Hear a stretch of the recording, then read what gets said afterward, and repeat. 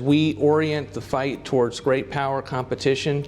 In particular, the previous Secretary of Defense referred to China as our pacing threat. As we try to think through what's necessary for that fight, an increased Navy is first and foremost in that.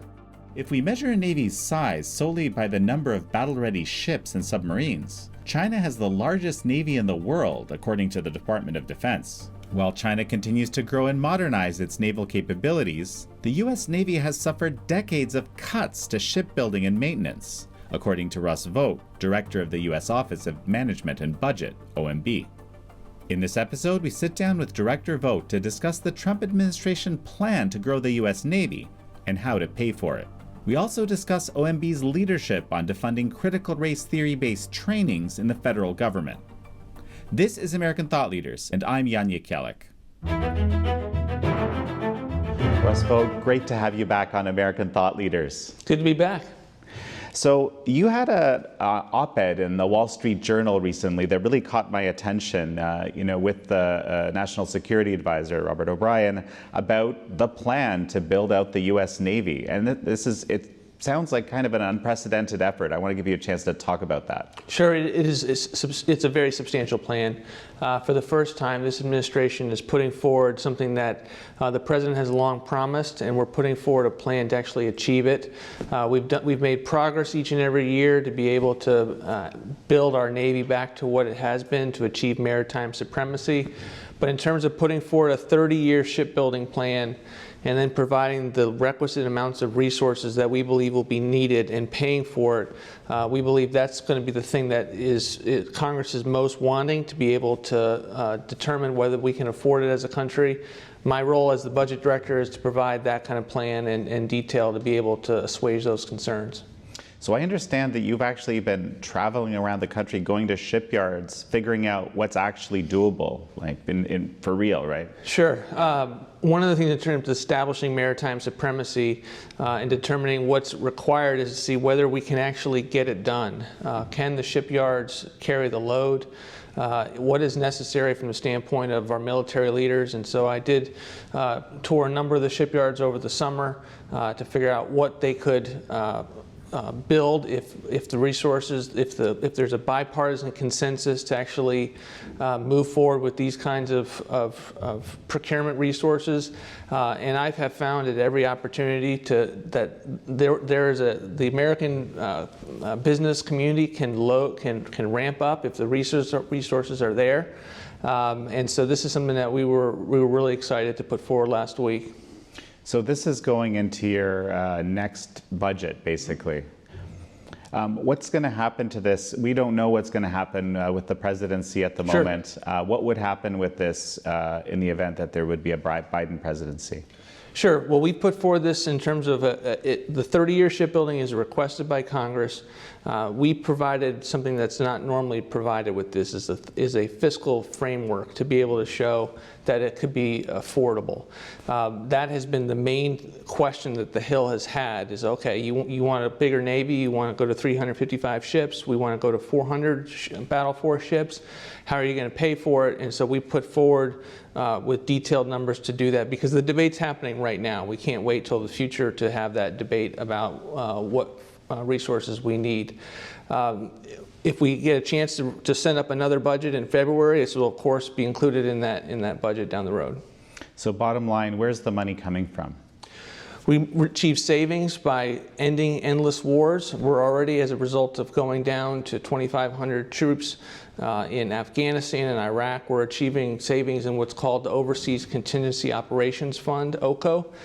We achieved about $35 billion in savings there, but we also begin to limit our growth in military personnel. Military personnel is about a third of all defense spending right now, and so we begin to cap Army end strength because of what's not needed overseas with these increased deployments that the president has pulled back on.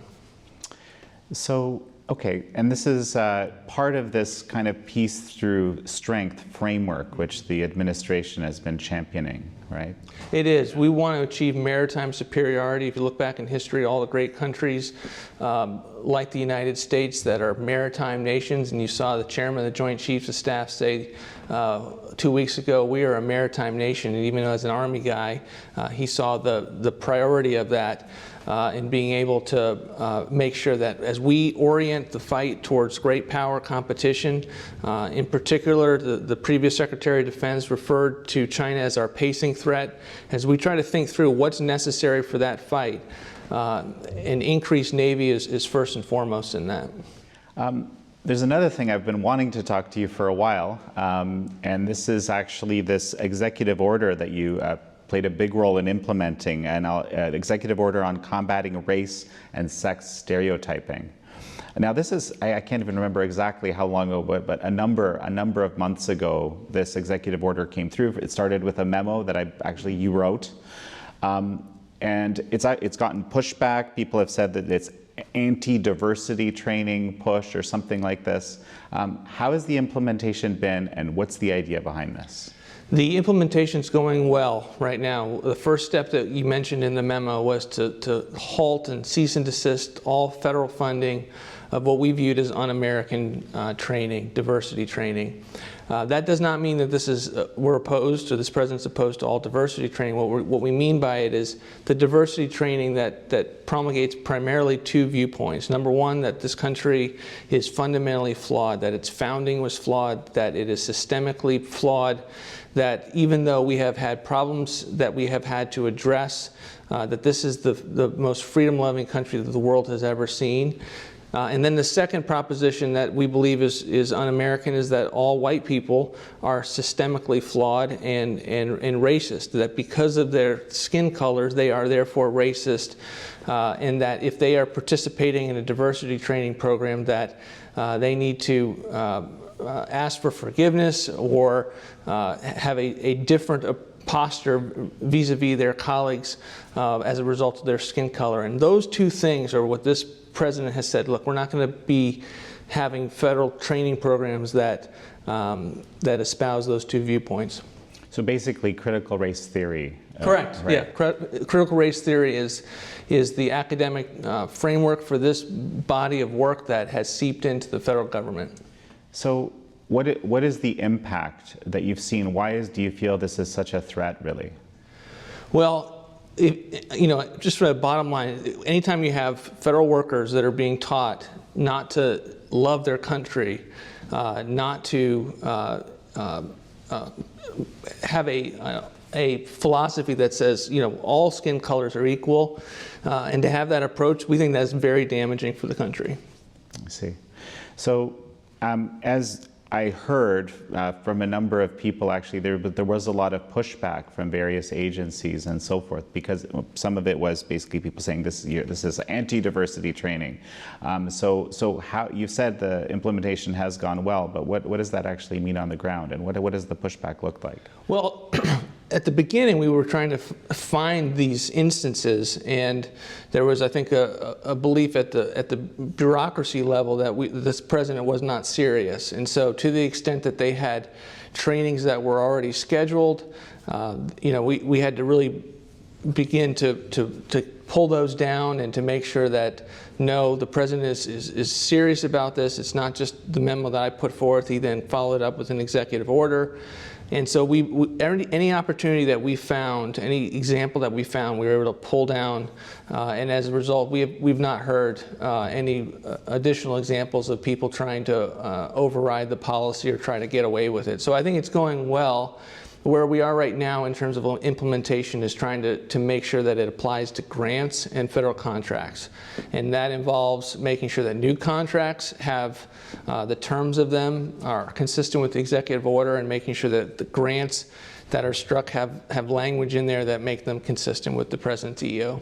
And just from your perspective, what is the broader social impact of all this happening? I know you've been a little bit vocal about this. Well, the reason why I think this is such an important issue is that we've had, over the last several months, particularly over the summer, great violence and chaos and anarchy in our cities.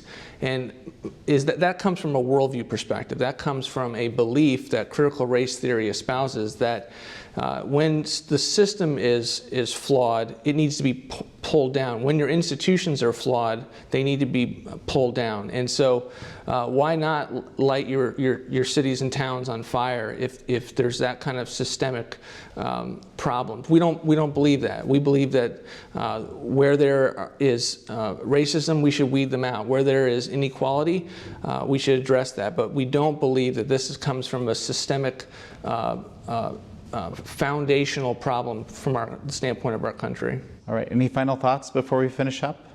No, it's great to catch up, and love all the work that you all are doing. Thanks a lot, Russ. Such a pleasure to have you on again. Absolutely. Thank you.